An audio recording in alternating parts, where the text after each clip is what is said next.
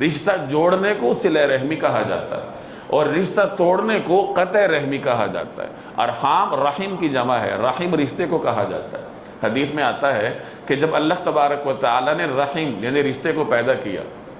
تو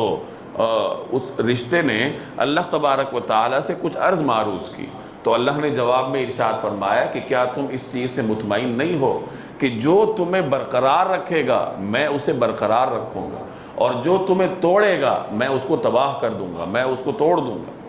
اور ایک اور روایت میں آتا ہے کہ اللہ فرماتے ہیں کہ میں رحمان ہوں اور میں نے رشتے کو اپنے ہی نام سے نکال کر نام دیا ہے، رحمان اور رحیم، تو رحیم کا لفظ رحمان ہی سے نکلا ہے۔ تو اللہ فرماتے ہیں کہ میں رحمان ہوں اور میں نے رحیم یعنی رشتے کا جو نام ہے وہ اپنے ہی نام سے مشتق کر کے دیا ہے، لہٰذا جو اس کو توڑے گا، اس کو پامال کرے گا، میں اس کو توڑ ڈالوں گا، اسے تباہ کر دوں گا، اور جو اس کو برقرار رکھے گا، رشتے کا پاس کرے گا تو میں اس کو آباد رکھوں گا۔ اور ایک اور روایت کا مفہوم ہے کہ صلہ رحمی کی وجہ سے انسان کی زندگی میں برکت آتی ہے، اور زندگی میں برکت آتی ہے کہ انسان کی عمر میں اضافہ ہوتا ہے۔ عمر میں اضافے کا مطلب کہ اللہ تبارک و تعالیٰ اس کی زندگی میں برکت ڈالتا ہے اور وہ اپنی زندگی سے بہت سارا کام لے لیتا ہے، اور قطع رحمی کی وجہ سے زندگی میں بے برکتی پیدا ہوتی ہے۔ تو رشتہ داریوں کا لحاظ رکھنا یہ نہایت اہم ہے، بالخصوص ایک ایسے سماج کے لیے جو ابھی ترقی کے مراحل طے کر رہا ہو۔ یہ اس زمانے میں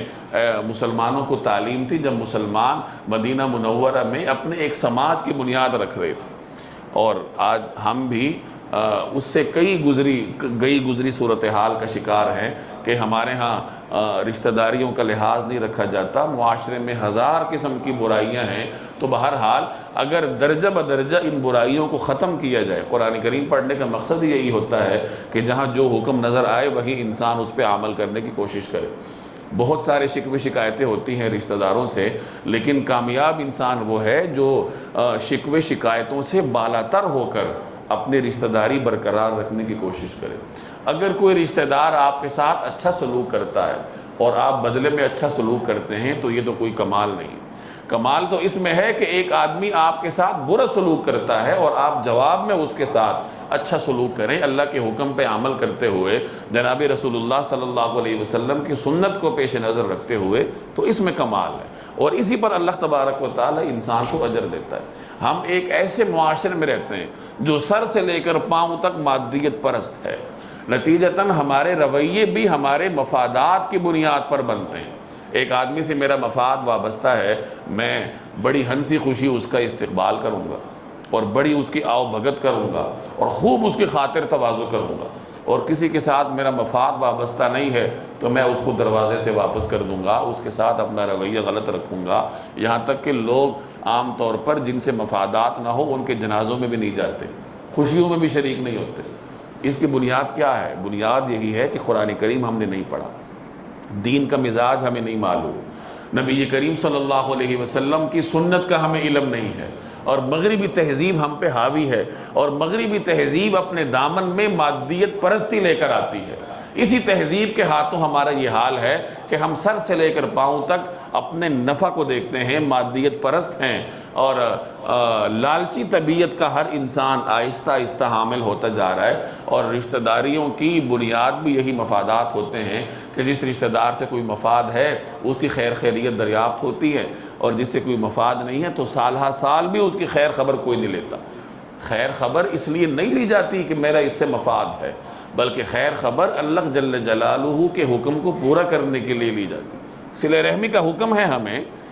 میں نے 2-3 احادیث آپ کو سنائی، بہت ساری احادیث ہیں صلہ رحمی کے بارے میں کہ اس کی اہمیت کتنی زیادہ ہے۔ ایک حدیث میں آتا ہے کہ قطع رحمی کرنے والا جنت میں داخل نہیں ہوگا۔ ایک روایت میں آتا ہے کہ پیر اور جمعرات کو اللہ کے دربار میں انسان کے اعمال پیش ہوتے ہیں اور جنت کے دروازے کھولے جاتے ہیں، اللہ جل جلالہ لوگوں کی عمومی مغفرت فرماتے ہیں، لیکن اگر کسی مسلمان کے دل میں دوسرے کے بارے میں بغض ہے، دو لوگوں کے درمیان اختلاف ہے، ان کو اپنے حال پہ چھوڑا جاتا ہے اور ارشاد فرمایا جاتا ہے کہ ان کو اپنے حال پہ چھوڑ دو یہاں تک کہ یہ صلح کر لیں۔ تو پیر اور جمعرات مبارک دن ہیں، اس دن جب جنت کے دروازے کھولے جاتے ہیں اور اللہ کی عمومی رحمت انسانوں کی طرف متوجہ ہوتی ہے، تو وہ انسان محروم رہتا ہے جس کا کسی کے ساتھ اختلاف، اور بالخصوص وہ اختلاف اگر اپنے کسی رشتہ دار کے ساتھ، تو اس کا جو جرم ہے وہ دوہرا ہے، کیونکہ ایک تو اختلاف ہے اور دوسرا رشتہ توڑا گیا، رشتہ دار کے ساتھ اختلاف ہے۔ تو ہر انسان کے کئی نہ کئی اختلافات ہوتے ہیں، تو ضرورت اس بات کی ہے کہ جب ہم نے یہ حکم پڑھ لیا، قرآن کریم کی ترغیب پڑھ لی، احادیث ہمارے سامنے آ گئیں، تو اس کے بعد انسان اپنے اختلافات کو ایک طرف رکھ کر اپنے رشتہ داریوں کو جوڑنے کی فکر کرے۔ اور جیسے میں نے عرض کیا کہ اس بات پر کبھی نہ سوچا جائے کہ قصور کس کا ہے، میرا ہے یا اس کا ہے۔ یہ تو اس وقت دیکھا جائے گا جب آپ اپنے مفاد کے زیر اثر کام کریں گے۔ جب آپ نے حکم ہی اللہ کا پورا کرنا ہے تو پھر مفاد کو کیا دیکھنا، قصور کو کیا دیکھنا۔ ایک حدیث کا مفہوم ہے کہ میں اس شخص کے لیے جنت کے کنارے پر گھر کا ضامن ہوں جو آدمی حق پر ہوتے ہوئے جھگڑا چھوڑ دے۔